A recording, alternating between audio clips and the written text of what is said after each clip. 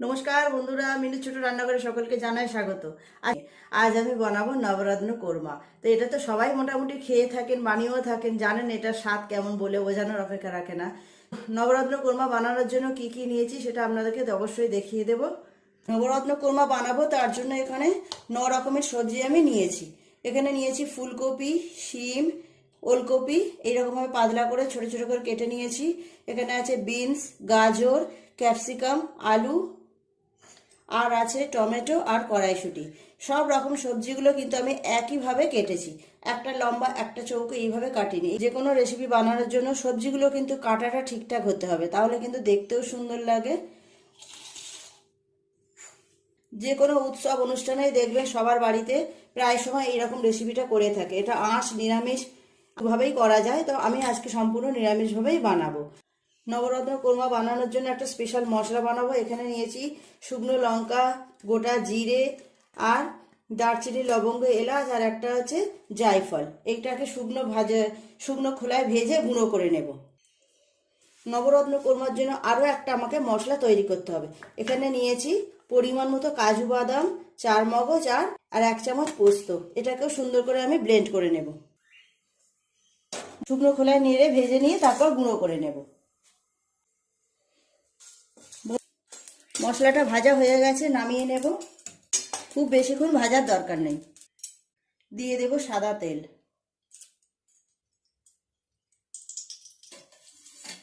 দিয়ে দেব কয়েক টুকরো পনির।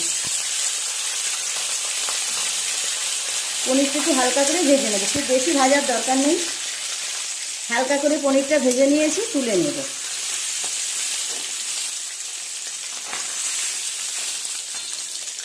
সমস্ত সবজিগুলো এক এক করে ভেজে নেব। প্রথমে ফুলকপিগুলো দেব।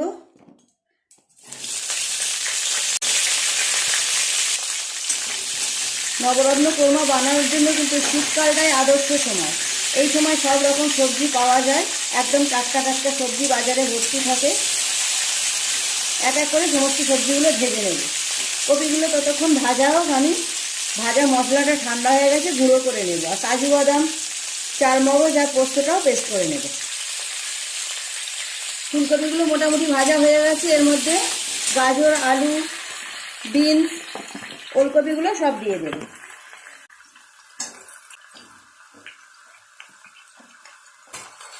ক্যাপসিকামটা আমি একটু পরে দেব। নেড়ে চেড়ে সব সবজিগুলো লাল লাল করে ভেজে নেব।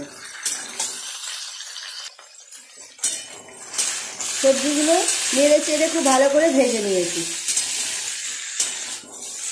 এই রেসিপিটা আপনারা যে কোনো কিছুর সাথেই খেতে পারেন। আর লুচি, পরোটা, ফ্রাইড রাইস, যে কোনো কিছুর সাথে কিন্তু অপূর্ব সুন্দর খেতে লাগে।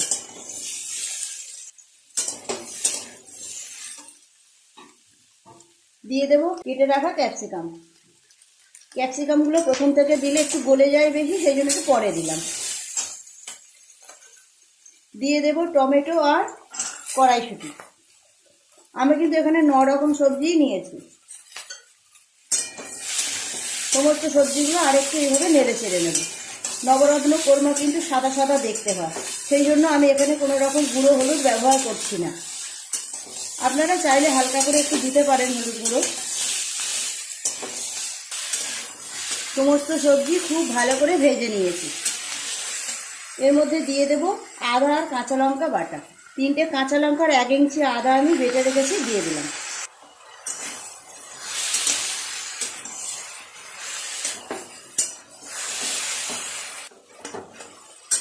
দিয়ে দেব পরিমাণ মতো নুন, 1 চামচ পরিমাণ দিলাম। নুনটা অবশ্যই স্বাদ মতো দিতে হবে আপনাদের।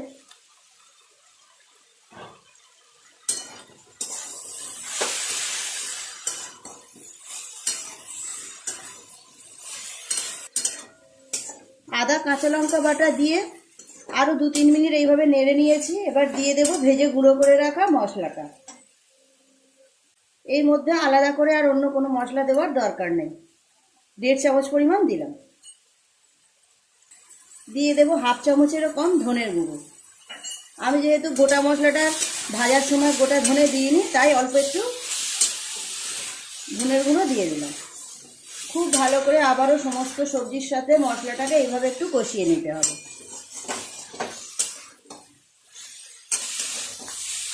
দিয়ে দেব বেটে রাখা কাজু বাদাম, চারমগজ আর পোস্তর যে পেস্টটা করলাম।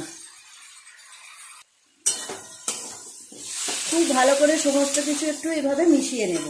এই সময় অনবরত নাড়তে হবে, যেহেতু এর মধ্যে কাজু বাদাম দেওয়া আছে, তাই কড়ার নিচে লেগে যাওয়ার ভয় থাকে।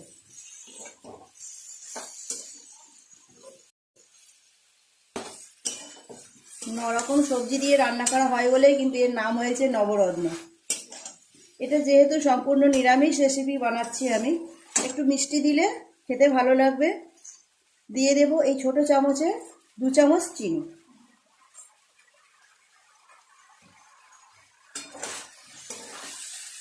খুব ভালো করে আবারও এইভাবে একটু সব কিছু কষিয়ে নেব।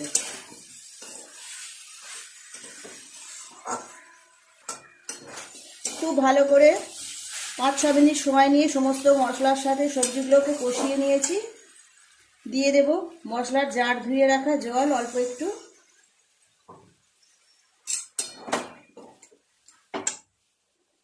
দিয়ে দেব দুধ।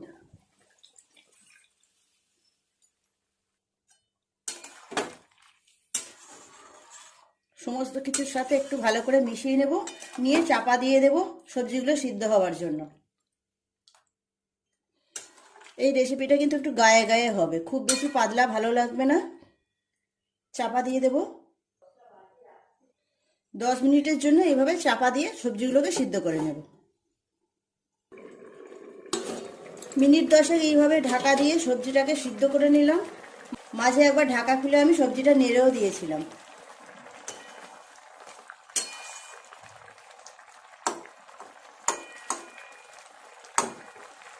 সমস্ত সবজি খুব ভালোভাবে সিদ্ধ হয়ে গেছে।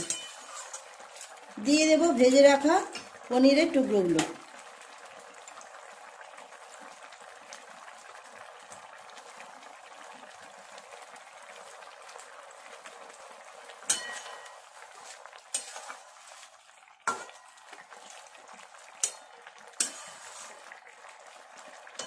বন্ধুরা, আপনারাও একবার এইভাবে বানাবেন নবরত্ন কোরমা।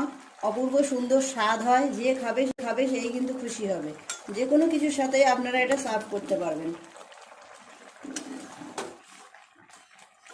নবরত্ন কোরমাও রেডি।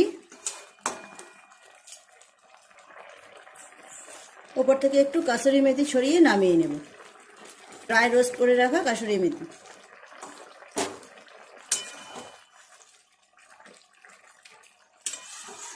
নামিয়ে নেব।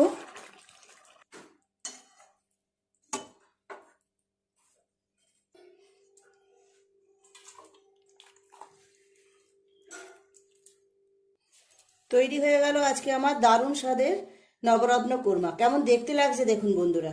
এটা দেখতেও যেমন হয়, খেতেও কিন্তু অপূর্ব সুন্দর হয়। গন্ধে পুরো ঘর মোমো করছে। প্লিজ বন্ধুরা, আজকে রেসিপিটা কেমন লাগলো কমেন্ট করে জানাবেন। ভালো লাগলে একটা লাইক করে দেবেন। আমার চ্যানেলটি এখনো পর্যন্ত যারা সাবস্ক্রাইব করেননি, প্লিজ মিনু ছোট রান্নাঘর চ্যানেলটি সাবস্ক্রাইব করে পাশে থাকা বেল ঘন্টিটা ক্লিক করে দেবেন। তাহলে যখনই আমি এরকম নতুন নতুন সুন্দর সুন্দর ভিডিও আপলোড করব, সাথে সাথে সবার আগে আপনার নোটিফিকেশনে পৌঁছে যাবে। সবাই খুব ভালো থাকবেন। দেখা হচ্ছে পরের দিন নতুন কোনো রেসিপির সাথে। নমস্কার।